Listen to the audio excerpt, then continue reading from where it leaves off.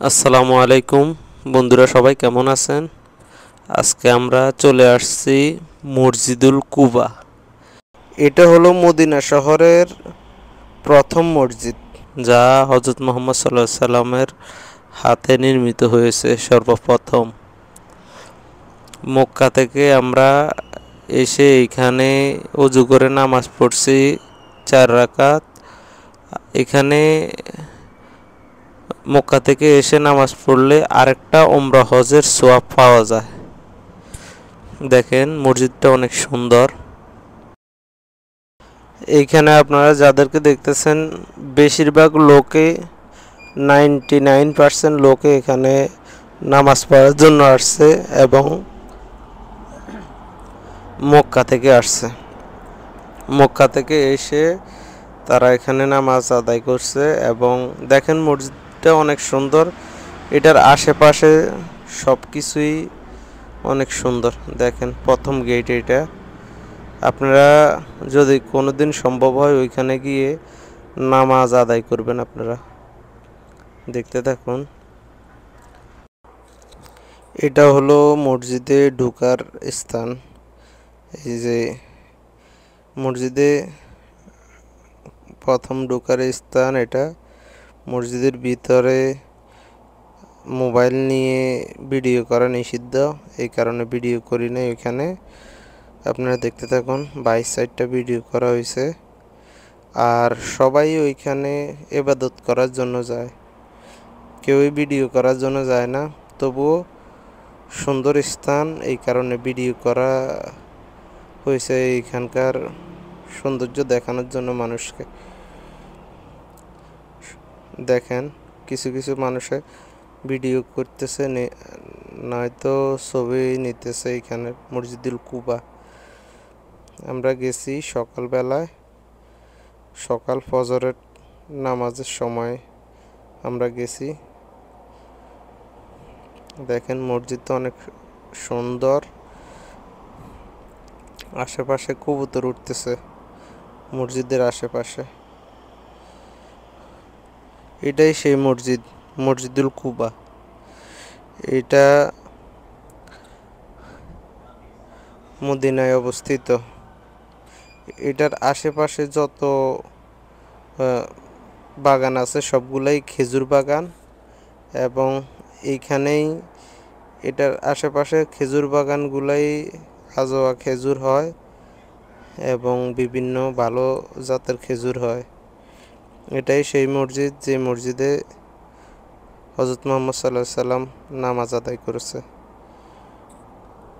আপনারা দেখতে থাকুন। আমার পিছনে দেখেন মসজিদটা অনেক সুন্দর, দেখতে অনেক সুন্দর। দেখতে থাকুন আপনারা।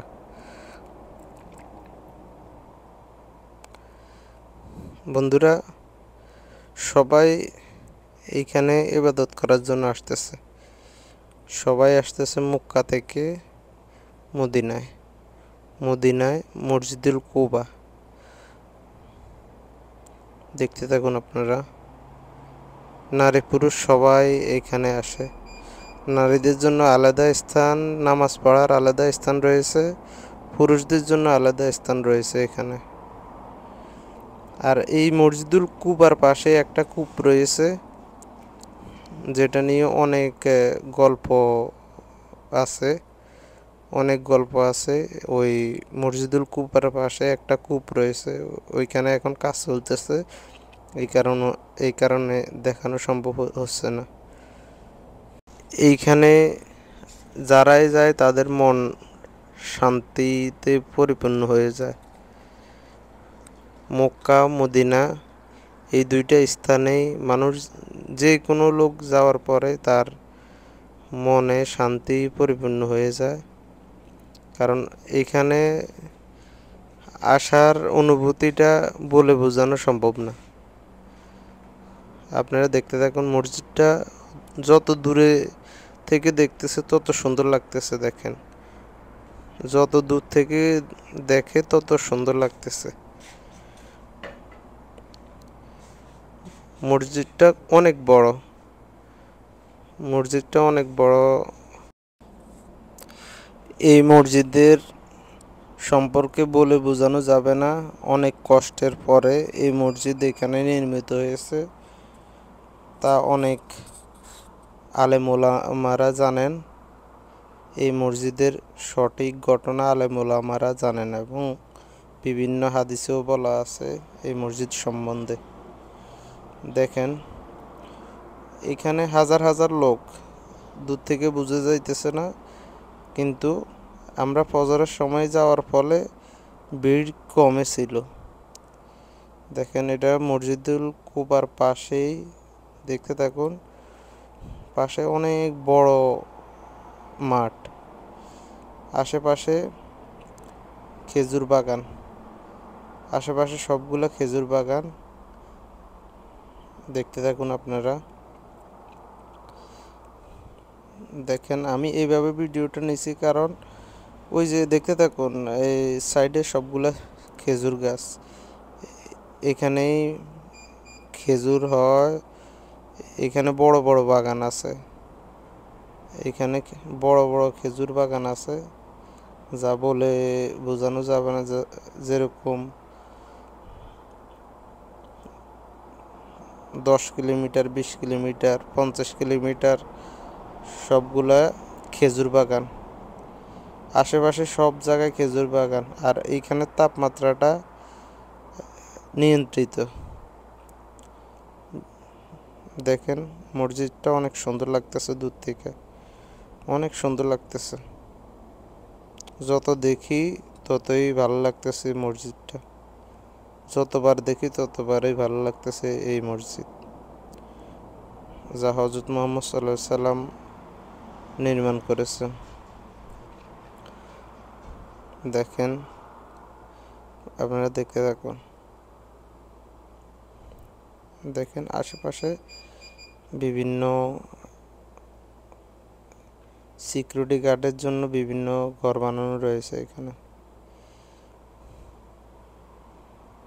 দেখেন